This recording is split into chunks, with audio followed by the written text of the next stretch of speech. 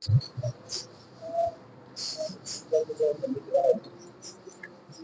الحمد لله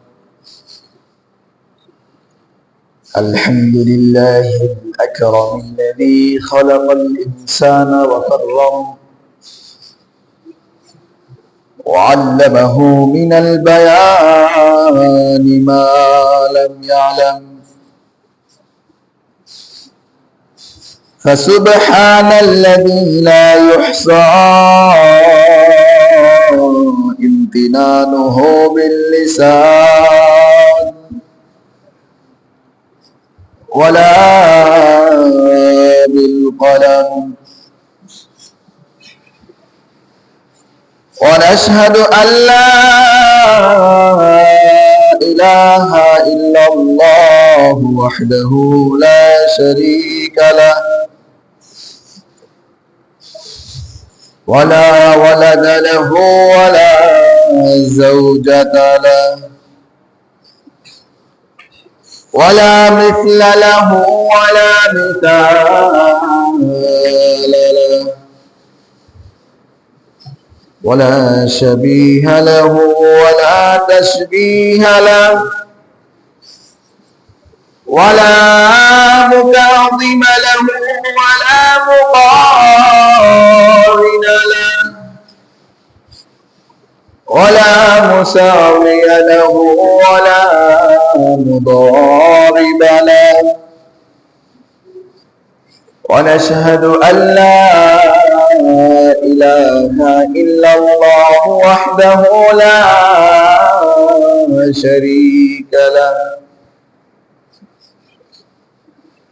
ونشهد أن سيدنا وسندنا وطبيبنا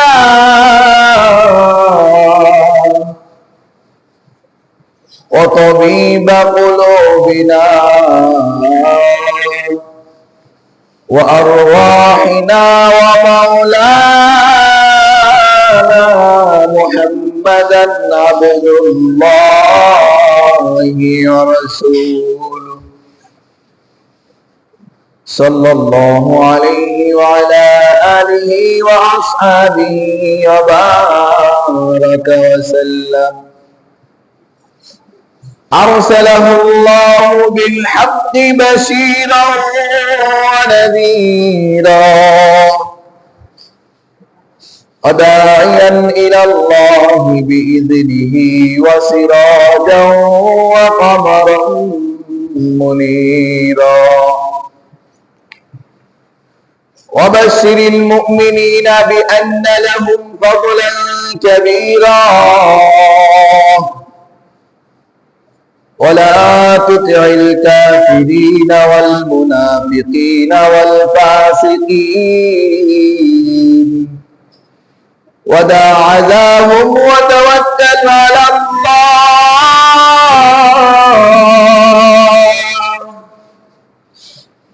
وكفى بالله وكيلا. أعوذ بالله من الشيطان الرجيم.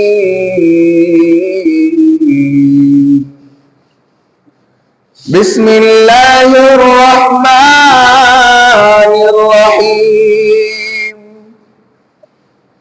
إنا أنزلناه في ليلة القدر وما أدراك ما ليلة القدر.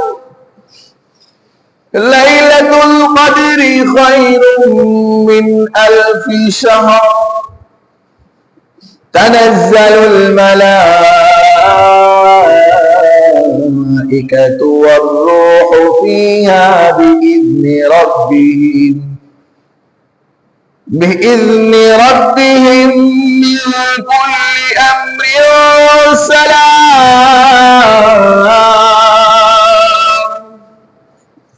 هي حتى مطلع الفجر. وقال الله تعالى في شأن حبيبه ما كان محمد أبا أحد من رجالكم ولكن رسول الله وخاتم النبيين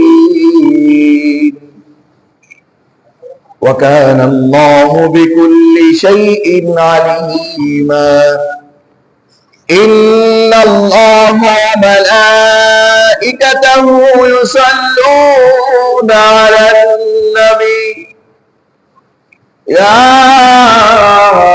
أيها الذين آمنوا صلوا عليه وسلموا تسليما اللهم صل على محمد وعلى آل محمد كما صليت على إبراهيم وعلى آل إبراهيم إنك حميد مجيد اللهم بارك على محمد وعلى آل محمد كما باركت على إبراهيم وعلى آل إبراهيم إنك حميد مجيد بلغ العلا بكماله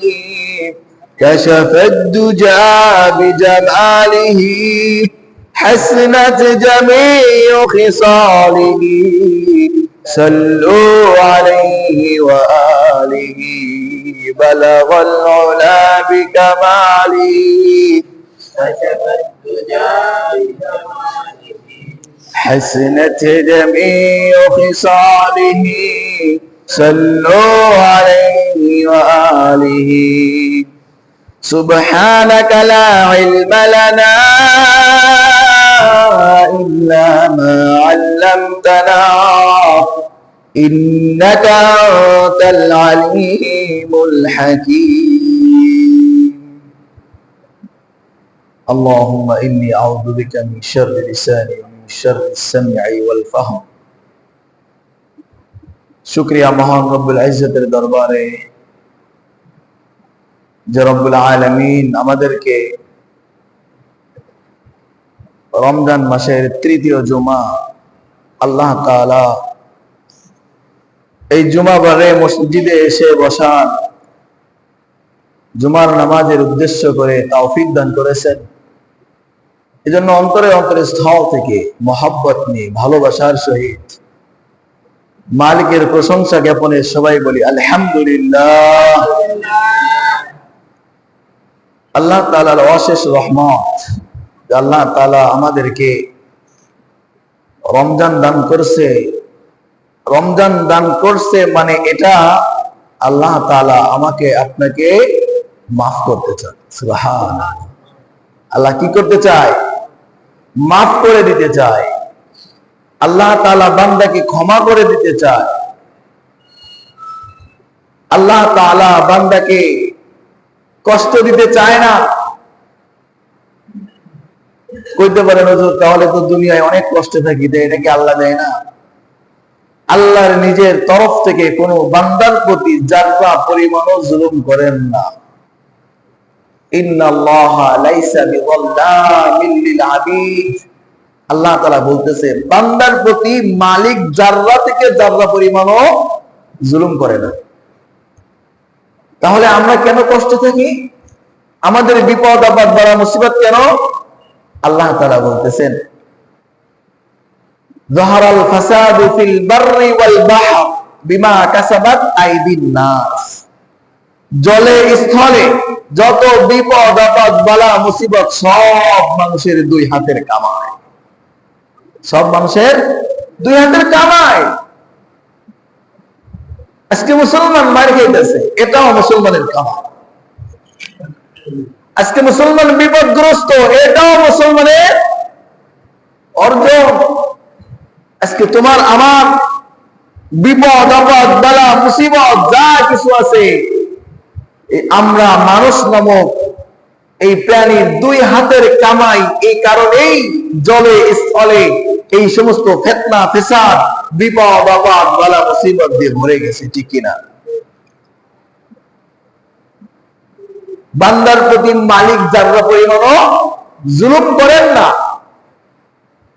আল্লাহ তাআলা সব সময় চায়, প্রতিটা বান্দাকে আল্লাহ তাআলা সব সময় চায়, বান্দা তুই আমার হয়ে যা, আমি আল্লাহ তোর হয়ে যাব। সুবহানাল্লাহ। বান্দা তুই আমার হয়ে যা, আমি আল্লাহ তোর হয়ে যাব।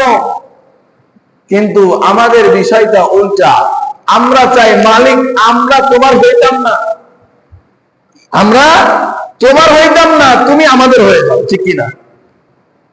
অর্থাৎ তোমার হুকুম মানব না, তোমার হুকুম মোতাবেক জীবন পরিচালনা করতে রাজি না, কিন্তু এই জীবন পরিচালনা করতে আমার মত মতো যা কিছু প্রয়োজন তুমি আমাকে দিবা, ঠিক না? আমাদের চাহনিটা এমন না, না, এটা হওয়া উচিত নয়।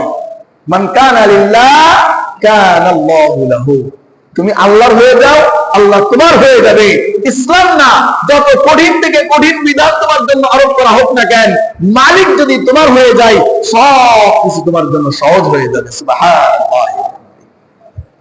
এই জন্য রমজান মাস মালিক দান করছে প্রতিটা বান্দাকে, গুনাহগারকে কিসের জন্য?